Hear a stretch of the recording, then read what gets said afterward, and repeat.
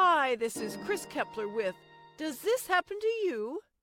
The weekly podcast where we explore our daily anomalies, bringing to life short stories by fantastic writers never heard in audio format.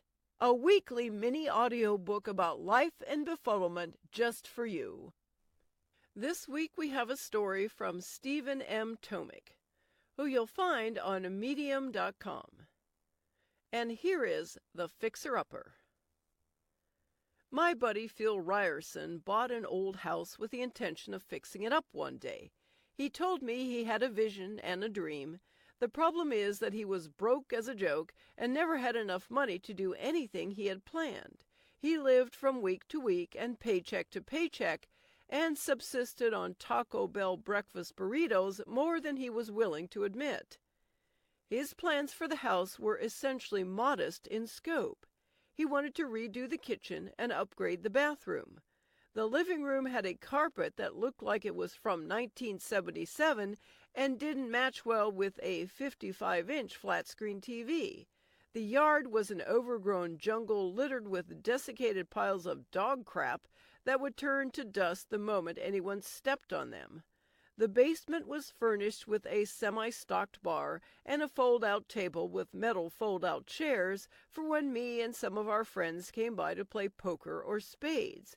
The walls were covered with thin wood paneling and a mounted deer head. It was like a home away from home. One Saturday after work, Phil decided to strip the wallpaper in the kitchen so he could paint it all blue. He immediately ran into problems. There were about 7 layers of wallpaper, nearly thicker than the wall itself. He got to work scraping away layer after layer. He loved it when he scored a long strip of paper. As he made his way around the room, he stopped every hour or so for a fresh can of PBR he kept on ice in a cooler on the floor. He called me up asking if I wanted to help. I said I'd be by in a bit since I knew I'd be paid in beer. "What a mess," he said as we approached the fridge. As we peeled away more paper, shades of vermilion, fuchsia, a flower fest in beige, we came upon a false panel that had been plastered in place God knew how many years before. "Now what shit is this?" he said. We started to chisel away at the plaster with a screwdriver. To get better access, we decided to move the fridge, which looked as if it'd been there since the dawn of time. A perimeter of rust marked where it had been on the vinyl floor. Dozens of ants scurried away. "That looks like a problem," I said. "We'll get to that in a bit. Let's find out what we got behind here." Once we had chipped away most of the plaster, we saw how close Phil had come to killing himself. A thick black conduit of wiring led down through the floor. "Sweet baby Jesus," he said aloud, removing his white socks hat, caked with a yellow rim of sweat around the brim. "That there's a live wire." His house was starting to remind us of the money pit. We reenacted that scene when the kitchen catches a blaze and the turkey flies across the mansion like a Hail Mary.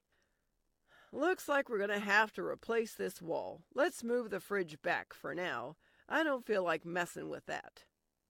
After calling it a day, we went downstairs to the basement where it was cooler and cracked more beers. A ball game was on TV.